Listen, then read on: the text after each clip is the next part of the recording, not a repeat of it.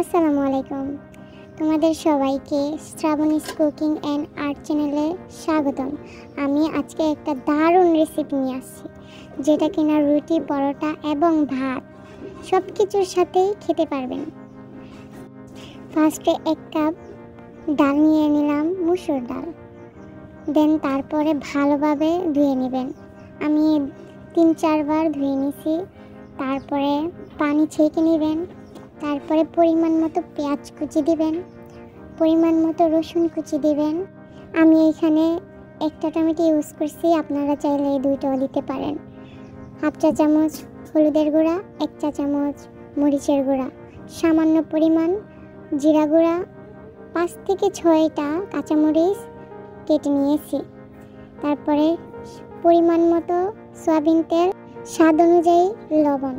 তারপর ভালোভাবে মেখে নিতে হবে। 2 থেকে 3 মিনিটের মতো মেখে নেবেন। পরিমাণ অনুযায়ী পানি দিয়ে গ্যাসের চুলায় বসিয়ে দেবেন। ডালটা সিদ্ধ হওয়া পর্যন্ত ঢেকে রাখবেন। এই ফাঁকে আমি একটা ডিম ভেঙে 1 চিমটি পরিমাণ লবণ দিয়ে ভালোভাবে ফেটে নেব।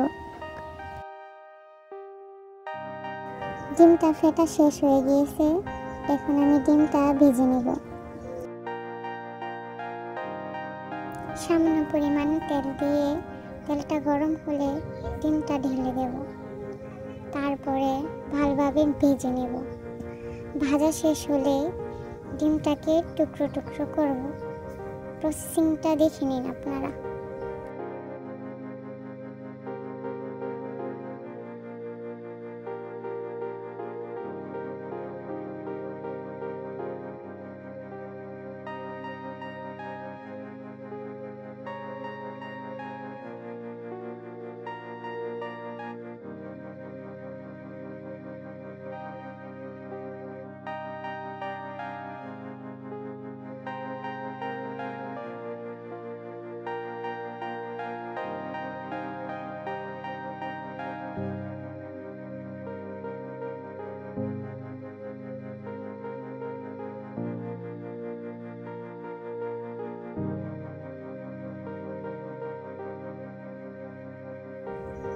দেখেন কালারটা অনেক সুন্দর হয়েছে। এখন ডাল ঘুটনি দিয়ে ভালোভাবে ঘুরতে হবে, যেন আঠালো ভাব হয়। ঘুটা শেষ। এখন আমি ভেজে রাখা ডিমগুলো দিয়ে দেব। এখন আমি বাগার দেওয়ার জন্য একটা রসুন কুচি, একটা পেঁয়াজ কুচি ভালোভাবে ভেজে নেব, বাদামি রং হওয়া পর্যন্ত। তারপর আমি আরও 3টা কাঁচামরিচ দিয়ে দেব। রসুন আর পেঁয়াজ বাদামি রঙের হয়ে গিয়েছে। এখন আমি ঢেলে দেব। আমার কাছে ধনেপাতা ছিল না, ডিপ ফ্রিজে সংরক্ষণ করা ছিল, ওইটা দিয়েছি। আপনারা ফ্রেশ ধনেপাতাটা দিন, তাহলে আরও বেশি ভালো লাগবে। আমি ডাল ডিম দিয়ে 1 প্লেট ভাত খেয়ে ফেলেছি। এত মজা হয়েছে। সো আপনারাও ট্রাই করে দেখতে পারেন।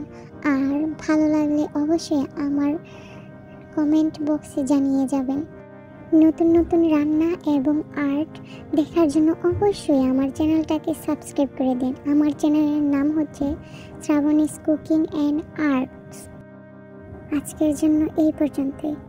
নেক্সট ভিডিও নিয়ে আসবো খুব তাড়াতাড়ি। টাটা।